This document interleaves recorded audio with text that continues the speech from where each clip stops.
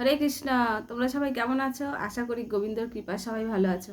তো চলো, আমি ভিডিও নিয়ে আজকের ভিডিও হচ্ছে, টপিক হচ্ছে আমলকি একাদশী। একাদশীর নামও এত সুন্দর যে আমলকি একাদশী। যারা আমলকি খেতে ভালোবাসে তাদের জন্য খুব ভালো, আনন্দের যে আমলকি একাদশী। আমরা আমলকি খেতে ভালোবাসি, সেই একাদশীর নামও আমলকি। তো চলো, আজকের আমলকি একাদশী কবে, আর পালনের সময়, কোন কোন সময় পালন হবে সেই টাইমগুলো আমি বলে দেবো। তো এর আগে তোমাদের একবার বলেছি, প্রত্যেকবার ভিডিওতেই বলি যে আমাদের যেরকম ইংরেজি বছর আছে, সেরকম বাংলার দুটো আছে। একটা গোবিন্দর নামে একটা বছর, যেটা হচ্ছে 26, যেটা আমলকি একাদশী যে দিনটা, সেই দিনের তারিখটা বলছি। আমলকি একাদশী 26শে গোবিন্দ, গোবিন্দর নামের মাস আর কি, গোবিন্দ। 25শে ফাল্গুন আর 10ই মার্চ সোমবার। তো এটা খুব গুরুত্বপূর্ণ। যারা রবিবার দিন ছুটি আর সোমবার দিন অফিস শুরু হয়ে যাবে, তো তারা একাদশী পালন করবে কিভাবে, তারা নিশ্চয়ই জানে যে কীভাবে পালন করতে হয়। একটু ফল নিয়ে চলে গেলেই হয়ে যাবে, কিন্তু একাদশী মিস করা যাবে না, এইটা সবসময় মাথায় রাখতে হবে। তো মাহাত্ম্যটা পড়ার পরে, শোনানোর পরে, তারপরে আমি বলে দেবো যে একাদশী যে পালনের সময় আছে সেই সময়টা। তো চলো, এখানে আমার আবার চোখটা মানে খুব অবস্থা খারাপ আর কি, পঞ্চ ইন্দ্রিয় খারাপ হয়ে যাচ্ছে। তো এখানে আমলকি একাদশী, যুধিষ্ঠির বললেন, হে কৃষ্ণ, মহা ফলদাতা বিজয়া একাদশীর কথা শুনলাম। এখন ফাল্গুন মাসের শুক্লপক্ষের একাদশী যে নামে বিখ্যাত তা বর্ণনা করুন। শ্রীকৃষ্ণ বললেন, এটা শুরু করার আগে একটা কথা আমি বলি।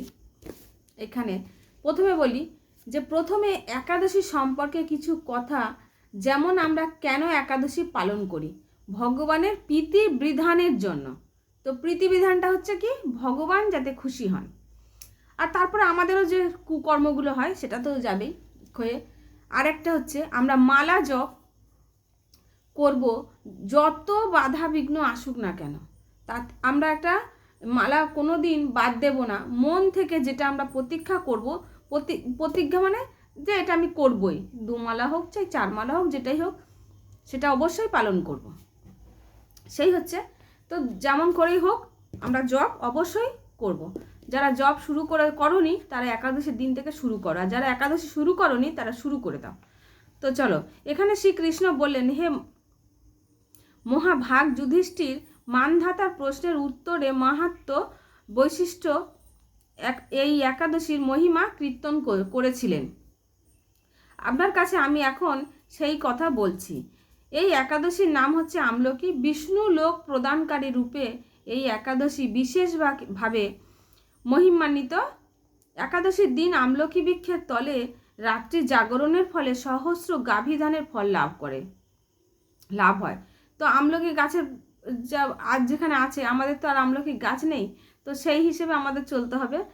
তো হে পাণ্ডুনন্দন, পূর্বে ব্রহ্মার রাত্রিতে দৈনন্দিন প্রলয় উপস্থিত হলে স্থাবর জঙ্গম সহ দেবতা, অসুর, রাক্ষস সব কিছুর বিনাশ হয়।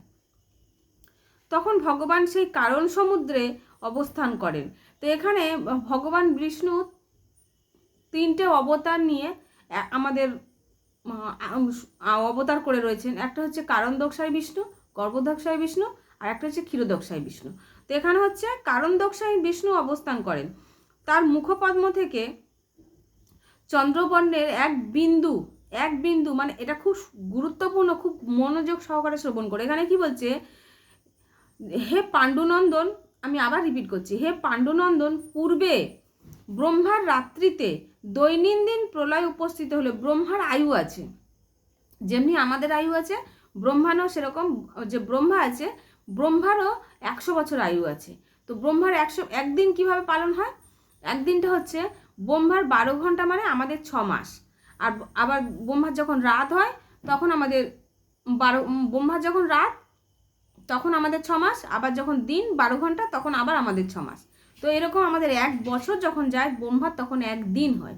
তাহলে ব্রহ্মার আয়ু যদি 1 বছর হয়, তাহলে এবার 1 বছর পরে ব্রহ্মারও মৃত্যু হবে। তো মৃত্যুর, এটা বলছে মৃত্যু যখন ব্রহ্মার রাত্রিতে দৈনন্দিন প্রলয় হয়। তো প্রলয় উপস্থিত হলে স্থাবর জঙ্গম সহ দেবতা, অসুর, রাক্ষস সব কিছুর বিনাশ হয়, কোনো কিছু থাকে না, সব কিছুর বিনাশ হয়ে যায়। তখন ভগবান সেই কারণ সমুদ্রে অবস্থান করেন। তার মুখপদ্ম থেকে চন্দ্রবর্ণের ভগবান সেই কারণ সমুদ্রে অবস্থান, মুখপদ্ম থেকে এক বিন্দু জল, একটা মুখের যে থেকে মানে কারণ সমুদ্রে ভগবান কি করেন, ঘুমোয় না, তো ঘুমানোর সময় মুখের এখান থেকে এক বিন্দু জল ভূমিতে পড়ে। সেই জলবিন্দু থেকে একটি বিশাল আমলকি বৃক্ষ উৎপন্ন হয়।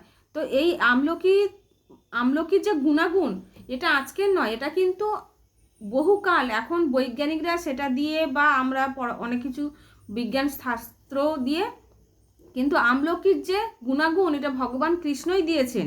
তো বৃক্ষ উৎপন্ন হয়। সেই বৃক্ষের স্মরণ মাত্র, যখন স্মরণ করলে মানে মনে করলে, এই বৃক্ষের স্মরণ মাত্র গোদানের ফল ও দর্শনে তাহার দ্বিগুণ এবং এর ফলা ভক্ষণে 3 গুণ ফল লাভ হয়।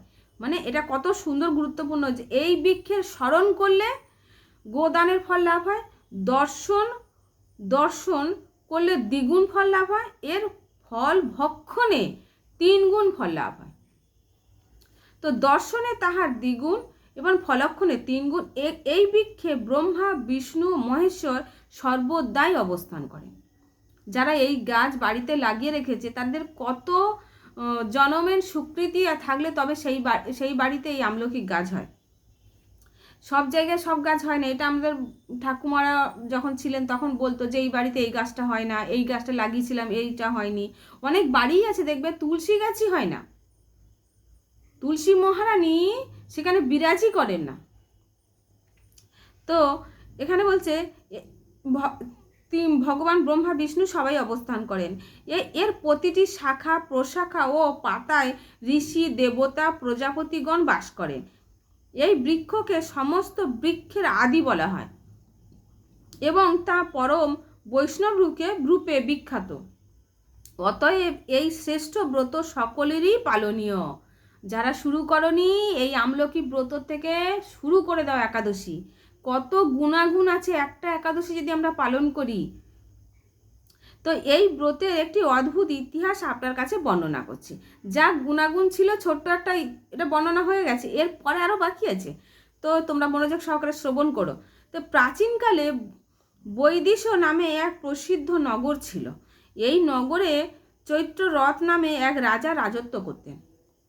তো বংশীয় পাশবিন্দুক রাজার পুত্ররূপে তিনি জন্মগ্রহণ করেন। তিনি অত্যন্ত শক্তিমান ও ঐশ্বর্যশালী ছিলেন। শাস্ত্রজ্ঞানেও তিনি ছিলেন সুনিপুণ। তার রাজ্যের সর্বত্র মনোরম ও আনন্দপূর্ণ এক দিব্য পরিবেশ লক্ষ্য করা যেতে পারে। প্রজারা ছিলেন বিষ্ণু ভক্তি পরায়ণ, মানে যে প্রজা ছিল, যেমনি একটা কথা আছে, যেমনি রাজা তার তেমনি রাজত্ব তেমনি প্রজা। তো সকলেই একাদশী ব্রত পালন করতেন। তার রাজ্যে কোনো অভাব অমঙ্গল ছিল না। এইভাবে প্রজাদের নিয়ে রাজা চৈত্ররথ সুখে দিন যাপন করতে থাকেন। একসময় ফাল্গুনী শুক্লপক্ষে দ্বাদশীযুক্ত আমলকি একাদশী তিথি সমাগত হওয়ায় রাজ্যে সকলে এই ব্রত পালনের সংকল্প করেন। ওই দিন প্রাতঃস্নানের পর প্রজাদের নিয়ে রাজা ভগবান শ্রী বিষ্ণুর মন্দিরে যান। সেখানে সুবাসিত জলপূর্ণ কলস, ছত্র, বস্ত্র, পাদুকা ও পঞ্চরত্ন ইত্যাদি দিয়ে সাজিয়ে স্থাপন করেন। তারপর ধূপ দীপ দিয়ে যত্ন সহকারে মুনি ঋষিদের দ্বারা শ্রী পরশুরাম মূর্তি সমন্বিত আমলকির পুজো করেন। হে পরশুরাম, হে রেণুকার সুখবর্ধক, হে ধাত্রী, হে পাপ বিনাশিনী আমলকি, তোমাকে প্রণাম। আমার অঘ্র জল গ্রহণ করো। এইভাবে দিনে যথাবিধি পুজো ও স্তবস্তুতি নিত্য গীত করে রাজা ভক্তিভরে সেই বিষ্ণু মন্দিরে রাত্রি জাগরণ করতে লাগলেন। এমন সময় দৈবযোগে একটি ব্যাধ সেখানে উপস্থিত হলো। পূজার সামগ্রী সহ বহু ব্যক্তিকে একত্রে রাত্রি জাগরণ করতে দেখে সে কৌতূহলাক্রান্ত হলো। সে ভাবলো এসব কি ব্যাপার চলছে। বিষ্ণু মন্দিরে প্রবেশ করে সে বসে পড়ল। কলসের উপরে স্থাপিত বিষ্ণু মূর্তি স্থাপন করলো। ভগবান বিষ্ণু এবং একাদশীর মাহাত্ম্য সে মনোযোগ দিয়ে শুনলো। তাহলে এখানে কি, একজন ব্যাধ আর কি, সারাদিন সে ওই ব্যাধ কিছুই আহার করেনি, এইভাবে ক্ষুধায় কাতর হয়ে সেখানেই সে রাত্রি জাগরণ করলো। পরের দিন প্রজাসহ রাজা নগরের দিকে যাত্রা করলো, সেই ব্যাধও তার গৃহে ফিরে গেল। তো এরপর এক সময় ব্যাধের মৃত্যু হলো। একাদশীতে রাত্রি জাগরণের ব্রতর প্রভাবে সেই ব্যাধ পরবর্তী জন্মে এক রাজ্যের অধীশ্বর রূপে নিযুক্ত হলো। তো পরের জন্মে যখন, এই জন্মে যখন সুকৃতি একটা একাদশী পালন করেছিল, পরের জন্মে তিনি রাজার রাজত্ব পেয়েছে। জয়ন্তী নামে এক নগরী ছিল, সেখানে বিদুরথ নামে এক রাজা বাস করতেন। ওই ব্যাধ বিদুরথ রাজার মহাবলী পুত্ররূপে জন্মগ্রহণ করেন। বিদুরথ রাজার মহাবলী পুত্ররূপে জন্মগ্রহণ করেন। তার নাম হয় বসুরথ। 1,00,000 গ্রামের আধিপত্য তিনি লাভ করলেন। তিনি ছিলেন সূর্যের মতন তেজস্বী, চন্দ্রের মতন কান্তিমান। আগের জন্মে ছিল ব্যাধ, এই জন্মে হয়েছেন তার রূপ গুণ সব কিছু পরিপূর্ণ। তো পৃথিবীর মতন ক্ষমতাশীল, বিভিন্ন সদ্গুণে ভূষিত বসুরথ পরম বিষ্ণু ভক্তি পরায়ণ হন। তো এই মহাদাতা রাজা একবার শিকার করতে গিয়ে পথ ভুলে যান। গভীর জঙ্গলের মধ্যে ক্ষুধায় পীড়িত হয়ে তিনি ক্লান্তিবশত শুয়ে পড়লেন। এমন সময় কতগুলো পর্বতনিবাসী শ্লেচ্ছ রাজার কাছে এসে নানাভাবে উৎপীড়ন করতে থাকেন। রাজাকে তাদের শত্রু মনে করে তারা তাকে হত্যা করতে চেষ্টা করে। পূর্বে এই রাজা আমাদের পিতা মাতা পুত্র পৌত্র সবাইকে মেরে ফেলেছে, পূর্বজন্মে আমাদের গৃহ ছাড়া করেছে। এই রকম বলতে বলতে ম্লেচ্ছরা রাজাকে হত্যা করতে উদ্যক্ত হয়। তারা বিভিন্ন অস্ত্রশস্ত্র দিয়ে আঘাত করতে থাকে, কিন্তু আশ্চর্যের বিষয় তাদের এই সকল প্রচেষ্টা ব্যর্থ হয়। রাজার কোনো ক্ষতি তারা সাধন করতে পারেনি। তখন রাজার শরীর থেকে নানা অলঙ্কার বিভূষিতা এবং পরমা সুন্দরী স্ত্রী মূর্তি আবির্ভূত হন। মহাশক্তি ধারিণী ওই নারী অল্প সময়ের মধ্যেই সকল পাপী ম্লেচ্ছকে নিধন করলো। রাজার নিদ্রাভঙ্গ হলো। এই ভয়ানক হত্যাকাণ্ড দেখে রাজা অত্যন্ত অবাক হয়ে পড়লেন। তিনি বলতে লাগলেন, আহা, আমার শত্রুদের হত্যা করে কে আমার প্রাণ রক্ষা করলেন? রাজা যেহেতু ঘুমোচ্ছিলেন, এমন কৃপালু কে আছে? আমি তার প্রতি আমার কৃতজ্ঞতা প্রকাশ করছি। এমন সময় দৈববাণী হলো, ভগবান কেশব ব্যতীত শরণাগতকে রক্ষা করবার আর কে আছে? তো ভগবান কৃষ্ণ ছাড়া কে আছে? তাই বলছে। তিনি শরণাগত পালক। দৈববাণী শুনে তিনি ভক্তিযুক্ত চিত্তে গৃহে ফিরে এলেন। তারপর প্রজাসহ মহাসুখে ইন্দ্রের মতো নিষ্কণ্টক রাজ্য ভোগ করতে লাগলেন। বশিষ্ঠ বললেন, হে রাজন, যে মানুষ এই পরম উত্তম আমলকি একাদশী ব্রত পালন করেন তিনি নিঃসন্দেহ বিষ্ণু লোক প্রাপ্ত হন। হরে কৃষ্ণ। তো কত সুন্দর একটা একাদশীর মাহাত্ম্য। তো তোমরা সবাই মনোযোগ সহকারে শ্রবণ করো। তো চলো এখন পারণের সময়টা বলে দিই।